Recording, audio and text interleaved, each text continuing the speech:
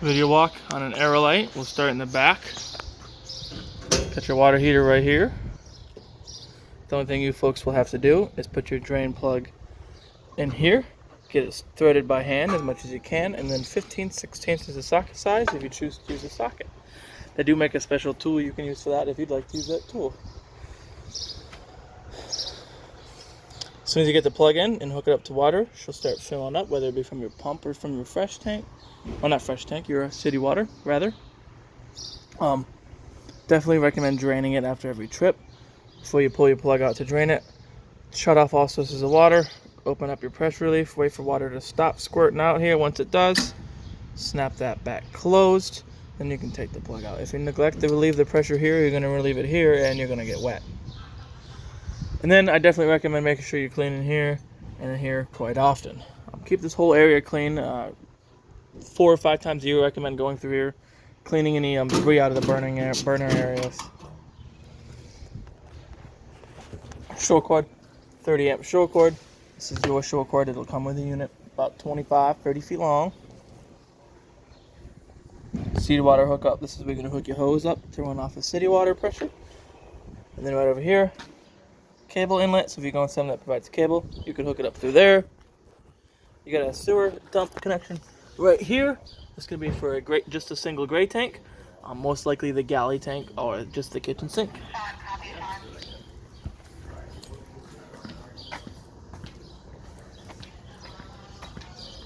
Over here, another dump area. This one will have, where are your valves for this one?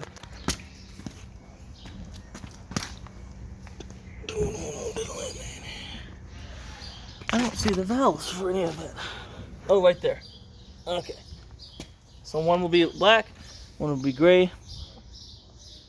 Definitely recommend doing your black tank first, letting that drain out, and then doing your gray tank. That gray water will flush the black water out of the hose. That way when you pick it up to carry it into your bumper, which I neglected to talk about, bumper caps come off. That's going to be the perfect spot to store your sewer hose. It's used. It may or may not come with a sewer hose.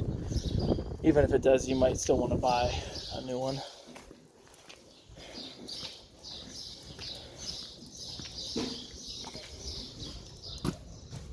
Spray port, quick disconnect for a spray port. That's right in there. Pass-through storage goes all the way through the outside. You got some backup cranks to show you more on the other side. Got some good information here. Gross vehicle weight rating, tire pressure, 65 psi. Go off of that, not what your tires say. Cargo carrying capacity, weight with freshwater tanks full and whatnot. So good information there. Group 24 RV marine grade battery. In the winter, I recommend taking the battery out, storing it somewhere a lot warmer than being sat outside in the cold. If it's going to be a long time between trips, I also recommend disconnecting the negative lead, which is going to be the black one, off your battery. Keep anything from using it. Dual 20-pound cylinders. They are filled, so you don't have to worry about getting filled. Got your regulator here. This blue dot, the green dot, allows you to select between which tanks it's pulling from. I'm putting them up and down like this. This isn't going to pull from both tanks equally. It doesn't work that way. And then, just like your barbecue grill, all the way to the left is on, all the way to the right is off.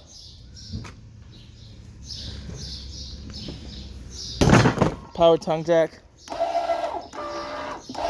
Beats hand cranking every day of the week with a small LED light up front. Chains, obviously you're going to cross them when you hook up. Your 7-way that gets hooked to the back of your truck. That's what's going to allow your trailer lights and trailer brakes to work if you have a brake controller in your truck, which unfortunately we couldn't even let you take this trailer today if you didn't have a brake controller in your truck. And then the breakaway cable gets hooked to your truck as well. That gets hooked to the breakaway box right there. If that pin gets pulled, it's safe, because if your trailer got disconnected from your hitch work, it's going to pull the pin out of the box, activate the brakes on the trailer.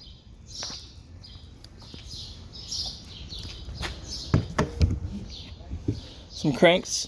One's going to be backup for your slide out, one's going to be backup for your stabilizer jacks, and this silver one's going to be backup for your tongue jack. Excuse me. Whew. Speaking of stabilizer jacks, you have a set up front with the switch right here.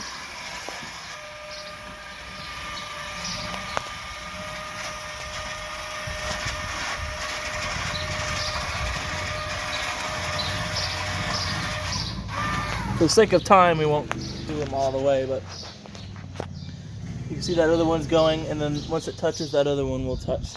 These are stabilizing jacks. These are not leveling jacks. Do not try to pick up the weight of your trailer with these. This slot right here is where you put one of your cranks as a backup for your slide out. If your slide out, what power would have failed, you'd still be able to put a crank in there and manually close it. Exhaust for your furnace. Just keep this area clean. It's got a nice screen on it. It's going to help prevent any debris from getting in there, but still clean the screen off. Fridge, clean this too every once in a while. Every once in a while I recommend popping this off, cleaning back there as well.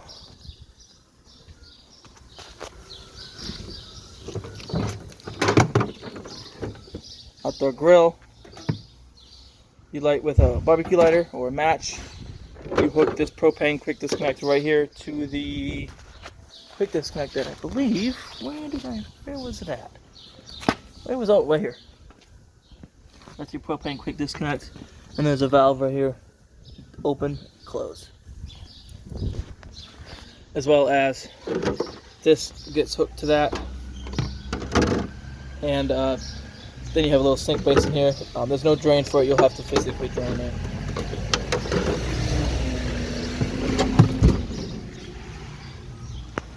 Freshwater fill. This is where you will fill your onboard fresh tank. Definitely recommend draining it after every trip, just like your water heater. You don't want it sitting full of water. See that little cap right in there and that little black valve right over there? Unscrew the cap to drain it. Then you do have a cable outlet right here. And a GFCI outlet, protected outlet out here. All your GFCIs on the same circuit. If one's going to trip, they're all going to trip. But that'll allow you to have a TV outside. You have a radio outside too as well. Power it on. Keep push and hold.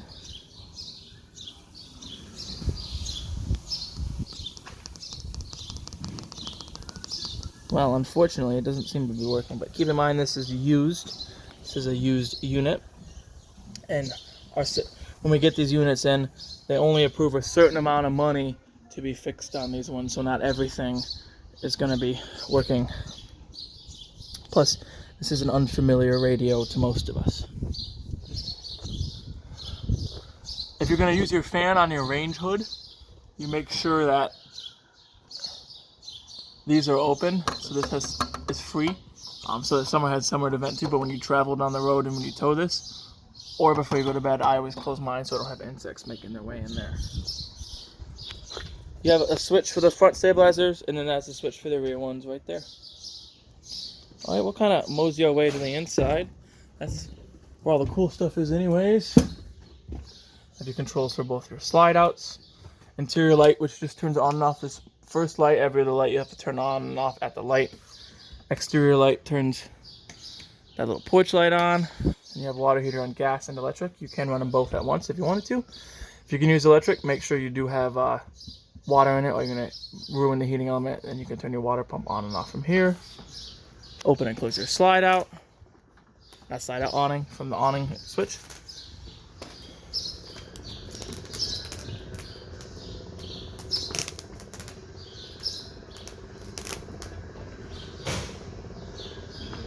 The awning does not stop automatically when you're all the way out. You have to visually look to see. When you see it look like bare tube like that, you're all the way out.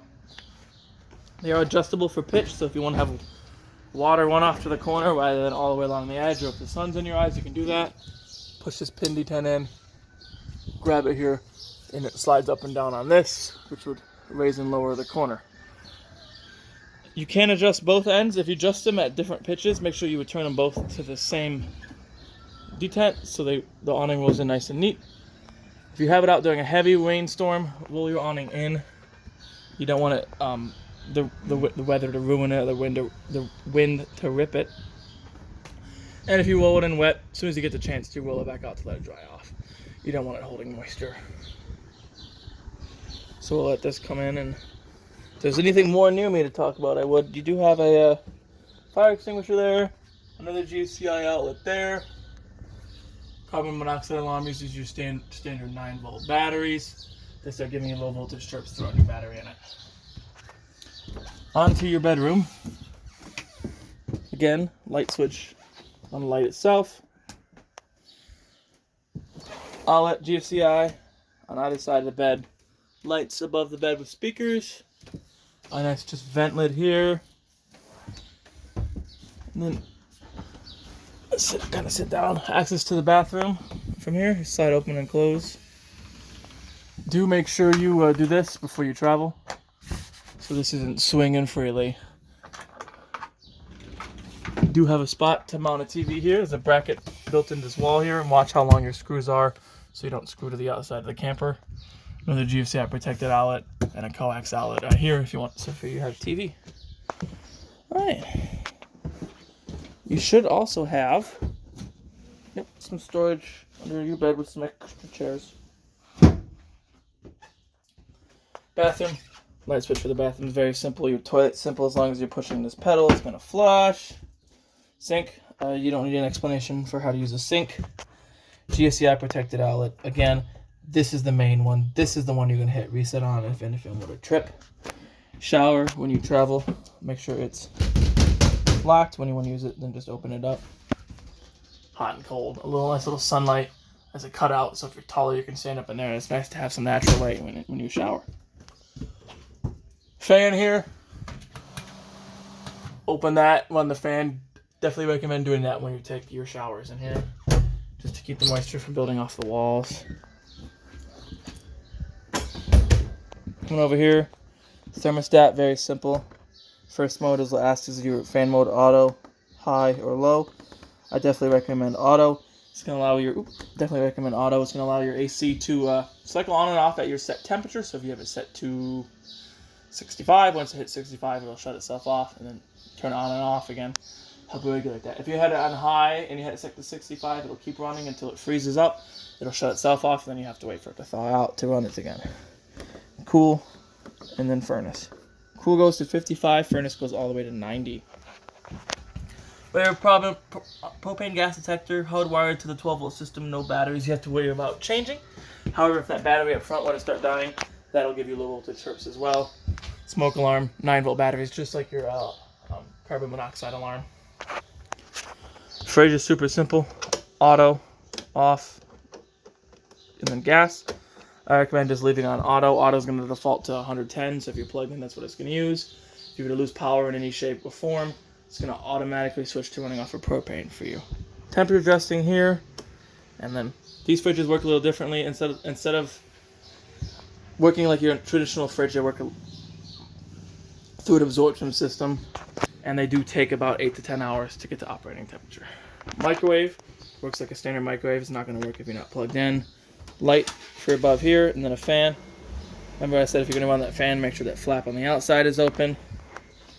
Cooktop, very simple. Turn the light, twist your sparkers, shoot light right up. The gas is really low. You turn the gas off like you remember. Actually, no, I did not turn the gas off. It was already off. Sorry, a little clustered. But you turn this to high, twist your sparker, so you're good to go. All 3 burners work the same way. The pilot's a little different. You turn this to pilot, push and hold. It pushes in as you're pushing that in. You gotta get down in here. You can see way back in there. Let's see if we can focus. There we go. There's a pilot. Gotta manually light the pilot. Once the pilot is manually lit, you can then turn it to your desired temperature. This table here turns into bed. You just lift the table up, pop the legs out, set them aside. Table rests on these little shelves, and you just reorganize these square cushions to fill in that gap. Radio is simple. Got a touch screen on it. Hit power to turn it on. You have different zones. You have, as always, this label is having zone C. Zone C is not wired to anything, so you have zone B and A. Zone B is these speakers in here. And then zone A is your bedroom speakers, the speakers in the bedroom. And then that's it. And you can have your clock on there. You can set a snooze alarm. You can use USD, USB, SD and band, mode, channel, disc. Put a disc in there, a CD player. You have an auxiliary cord, so you can hook your phone up to there and listen to music with that. Or if you have a CD player, you can play music off a CD. Skip your channels, pause, play, volume. Very simple. It's nice that it's touchscreen. It's unique. I haven't seen one of those. This turns into a bed. If I remember correctly, it's just grab it here. Well, that's just a drawer for underneath. Oh, this is one of the air mattress ones. So there's an air mattress you got to set up for it. But if I remember correctly, you undo these cushions. Then this whole thing will lift back. And you set that air mattress on this and fill her up.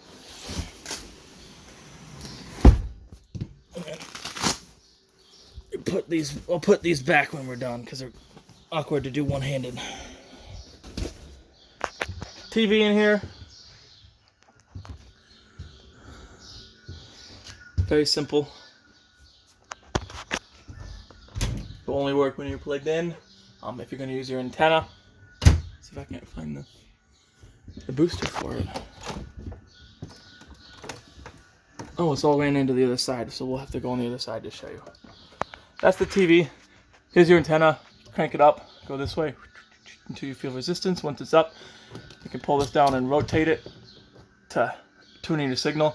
Just make sure before you lower it all the way down that these triangles get lined back up. There's a little cradle on the roof it needs to sit on.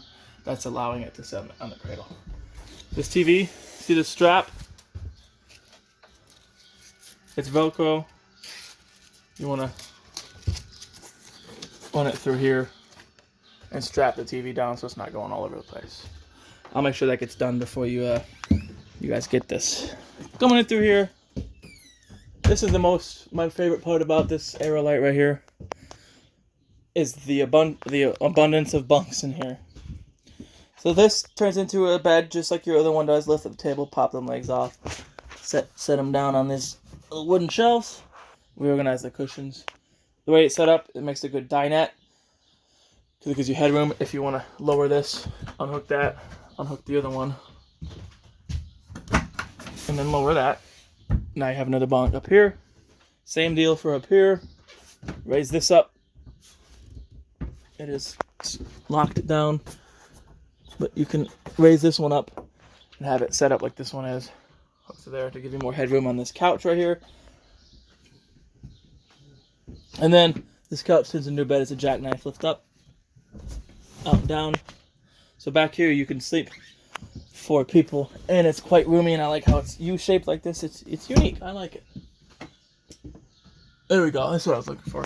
That's your booster. If you're hooked up through cable, turn that off. If you're using antenna, turn that on. Yeah.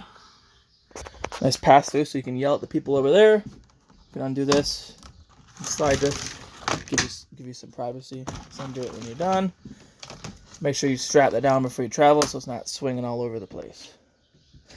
These flip up and lock up. Make sure you close them, both of them. There's one on either side before you close your slide outs, so you don't crush them. To close them, you just lift up and push in on these, and then they release.